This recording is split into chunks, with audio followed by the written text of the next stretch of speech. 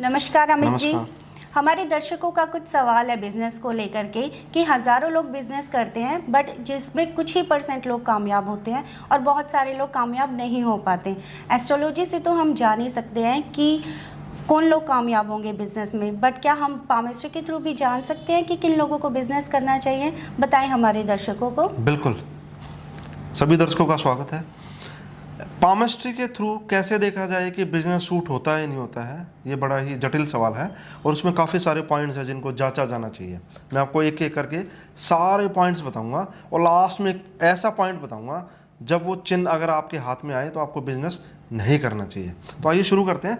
सबसे पहला पॉइंट ये है जिसको भाग्य रेखा बोला जाता है। जो रेखा यहाँ से चलकर शनि पर्वत तक जाती है उसको भाग्य रेखा बोलते हैं। इसको शनि रेखा भी बोलते हैं, इसे धन रेखा भी बोलते हैं, इसे विभव रेखा भी बोलते हैं और इसे सिक्योरिटी लाइन भी बोला जाता है। सिक्योरिटी लाइन देख बोला जाए तो ज़्यादा अच्छा है। क्यों? क्योंकि ये हमें लाइफ में सिक्योरिटी देती है। तो अगर ये लाइन शुरुआत में ही वेवी है, टूटी हुई है, आगे बढ़ नहीं पाती है, तो इसका मतलब लाइफ में रुकावटें आएंगी, लोग आपको धोखा देंगे, आप कामयाब नहीं हो पाएंगे। क्योंकि ये लाइन ये भी बताती है, शुभ अशुभ को बताती है।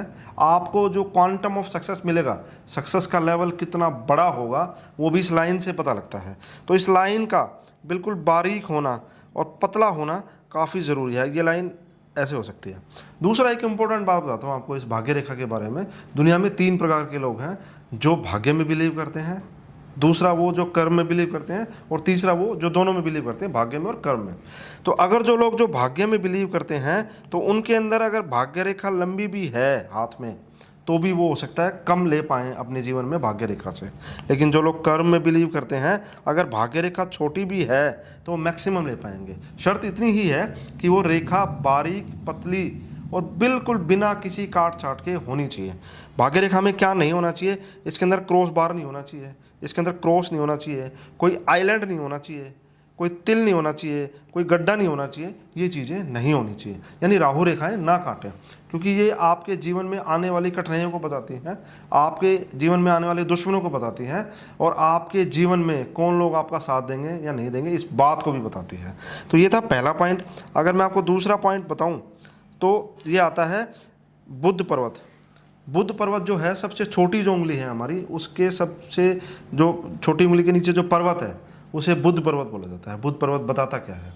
सबसे पहले आपके कम्युनिकेशन को बताता है, आप बोलते कैसे हैं, आपके बिजनेस सेंस को बताता है, आपके बिजनेस एक्यूमन को बताता है कि आपके अंदर बिजनेस की समझ कितनी है, आप डिप्लोमेसी कितना कर सकते हैं, डिप्लोमेटिक होकर कितना काम कर सकते हैं, आप चीज़ों को कितना मैनिपुलेट कर सकते हैं, घुमा फिरा सकते हैं। तो ये चीज़ें बुध पर्वत से पता लगती हैं। तो ये बुध पर्वत दबा नहीं होना चाहिए, ये उभार लिया होना चाहिए, साफ़ सुथरा होना चाहिए। इसके ऊपर कोई क्रॉस का चिन्ह नहीं होना चाहिए, कोई आइलैंड जैसा चिन्ह नहीं होना चाहिए, कुछ भी तिल जैसी चीज़ नहीं होनी चाहिए इसके अंदर। अगर ये चीज़ें नहीं हैं तो ये साफ़ सुथरा है, तो यानी ये भी ठीक है। तो ये पॉइंट नंबर 2 था। पॉइंट नंबर 3 में अगर आपको बताऊं तो ये बुध की उंगली है।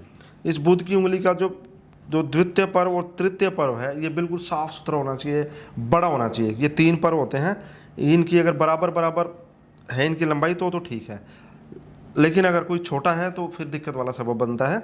तो दूसरा पर्व और तीसरा पर्व ये बड़े होने चाहिए, क्योंकि ये आपके बिजनेस के प्रैक्टिकल इम्प्लीमेंटेशन, जो आपकी प्लानिंग है उसके इम्प्लीमेंटेशन को बताता है। आपने प्लानिंग तो कर ली, आपने बुध पर्वत से जो आपकी समझ बनी वो तो आपने कर ली, लेकिन आप उसका एग्जीक्यूशन करेंगे या नहीं करेंगे वो यहाँ से पता लगता है, दूसरे और तीसरे पर्व से।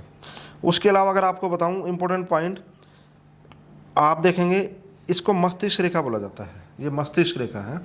ये रेखा आपके माइंड के बैंड को बताती है कि आप किस तरह से सोचते हैं, आप डिसीजन मेकर हैं या नहीं हैं, या आप समय लेते हैं चीज़ों को सोचने में, करने में, तो आपको दिक्कतें आएंगी फिर बिजनेस इम्प्लीमेंटेशन में।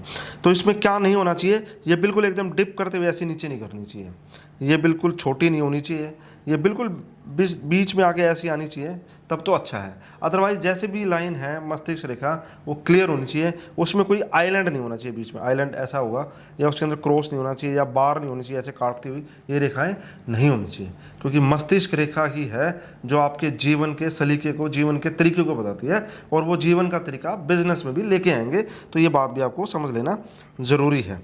उसके अलावा आपको बताता हूँ, ये सूर्य का पर्वत है, ये सूर्य की उंगली है, अनामिका जिसको बोला जाता है, ये सूर्य का पर्वत है। जो मैंने बोला था आपको शुरुआत में कि लास्ट में बताऊंगा कि जो जब ये चिन्ह आए तो आपको बिजनेस नहीं करना चाहिए। सूर्य पर्वत या सूर्य की उंगली आपकी रिस्क टेकिंग कैपेसिटी को बताती है।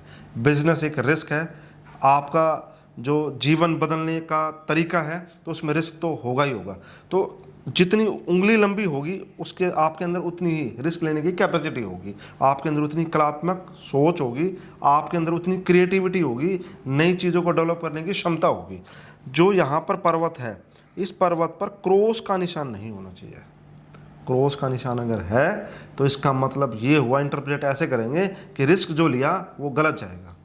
तो क्या सारी चीज़ें ठीक हैं, भाग्य रेखा ठीक है, मस्तिष्क रेखा ठीक है, मेरा बुध पर्वत ठीक है, और जो बुध पर्वत वाली जो उंगली है, मरकरी फिंगर जो है मेरी, वो ठीक है, तो क्या सूर्य पर्वत पर जो क्रॉस आया है तो मेरे को बिजनेस नहीं करना चाहिए? आपको करना है, लेकिन कब करना है? जब ये साइन डिसअपीयर हो जाए। और वो हो जाता है कुछ टाइम के बाद, जब आपकी सोच, आपकी कंडीशंस आपको भाग्य के साथ अलाइन होती हैं। इसके अलावा एक छोटा सा पॉइंट और है, मैं आपको बता देना चाहूँगा कि ये बिजनेस लाइन है, इसको बिजनेस लाइन बोला जाता है।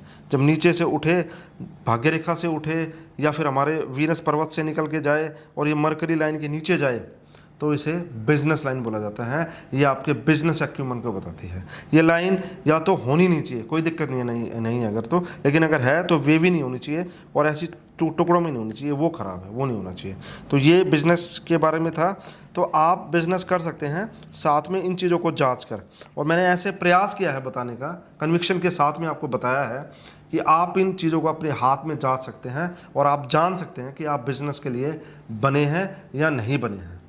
धन्यवाद अमित जी, आपने हमारे दर्शकों को पामिस्ट्री के महत्वपूर्ण बिंदुओं के साथ बताया कि किन लोगों को बिजनेस करना चाहिए और किन लोगों का नहीं। Good luck. Thank you.